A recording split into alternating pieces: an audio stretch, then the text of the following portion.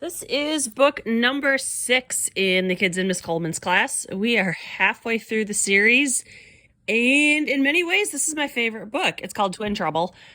In many ways, this is my favorite because it has almost zero Karen. I think she's referenced once in the entire book, merely as one of the twins is mentally taking attendance as the kids are walking in, and she notes that Karen, Hanny, and Nancy are the Three Musketeers, and that's it. At no point does Karen scream out inappropriately. At no point is she bringing attention to herself. It is quite unusual, and I liked it. So, the plot kids in this book are Terry and Tammy Barkin. They are twins, as we can see on the cover. Not too sure about those outfits. The whole time I read this book, I thought they were dresses, but looking at them now, I think they're grossly oversized sweaters with little mini skirts. That I know it's the 80s, but that's not a good look. I don't know who the little boy is, but he is adorable. It's a very 80s outfit. I love the look on his face. He's just like listening for all the gossip, and I just think that's super cute. So the twins have always done things samesies, which seems like it would be really obnoxious. And basically this book is a retread of Babysitter's Club 21, Mallory and the Trouble with Twins. And that one, Marilyn and Carolyn Arnold learn that it is okay for twins to be different and to have different interests. Carolyn is into science, Marilyn is into piano. In this one, the girls realize that Terry can't read quite as fast as Tammy can. And Terry is our main storyteller for this one. So we get it definitely from her perspective. And the school has been participating in a readathon because they don't actually do curriculum at the school. It's just all fun activities. And in this one, a local restaurant has agreed that for every 1,000 pages, the children throughout the entire school, not individually. For every 1,000 pages read, the school is going to donate $100 towards the library for book and other purchases. And that is super generous. It's, I'm not going to lie, I'm pretty jealous here. I, by myself, could read 1,000 pages in a week. So if someone would give me $100 to buy books every time I read 1,000 books, 1,000 pages, that would just be amazing. It's like I already have too many books, but just imagine how many more I could get. I would love that. So it's problematic for our twins because Terry can't read as fast as Tammy. And what they do, they have silent reading time, and then Miss Colman asks the kids to bring up a book. And it's not super formal like the accelerated reader test, but she just more flips to a somewhat random page and asks the kids a question, which, yes, that makes it easy for Miss Colman, but it does seem more like she's testing minutia. Or like one of the questions she asks is, what is the gift that this character brings to this character? And it's, if these are not major characters, that's not a major plot point, who cares?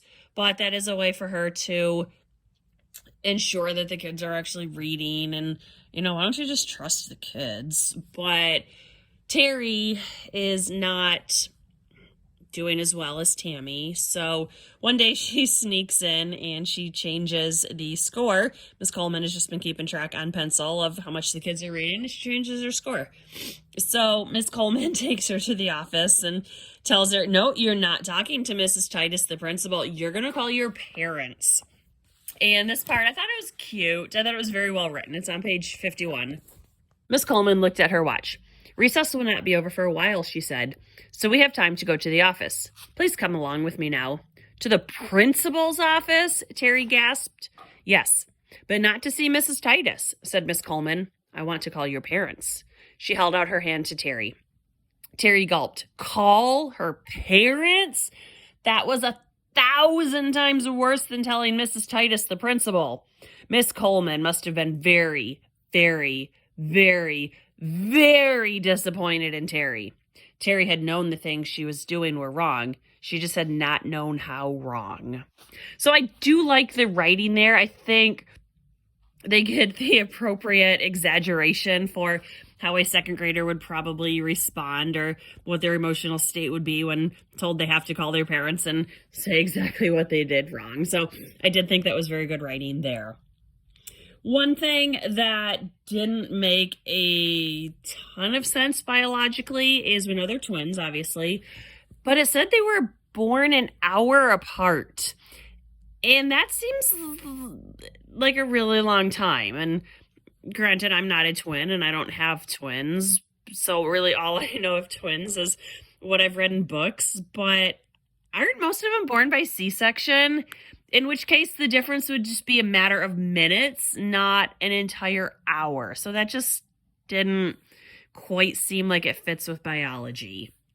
So at the end of the story, they realize that Tammy is really into reading and Terry is more interested in music, and it is okay for them to dress alike. And it's fine. It's a perfectly fine story. It really felt like a retread of Mallory and the Trouble with Twins.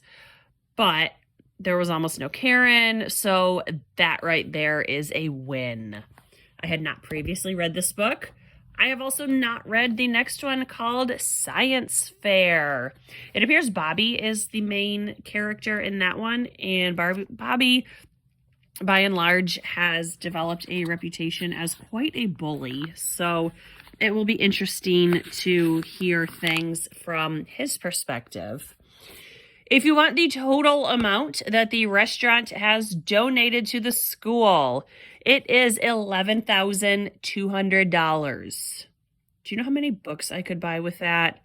I would be set book-wise for the rest of my life if someone gave me an $11,000 reward for reading. So I'm a little jealous here, not gonna lie. I want $11,000 for books. So this was Twin Trouble. It was perfectly fine. It fits well into the series. It's, it's Stony Brook where everything is perfect. So it was all right. It's fine. It's a story that's been told more times than we ever needed, but that's okay. So I will get to the science fair soon enough. Thanks for watching. Bye. I forgot to mention the weirdest subplot of all. The girls' Aunt Doris, Great Aunt Doris, Grandma Doris, I'm not sure. This woman who hasn't seen them in 3 years, the parents invite her up and she stays for 2 weeks. Oh my goodness, I cannot imagine having a house guest for 2 weeks. I was a house guest once for 2 weeks when I went to Vietnam.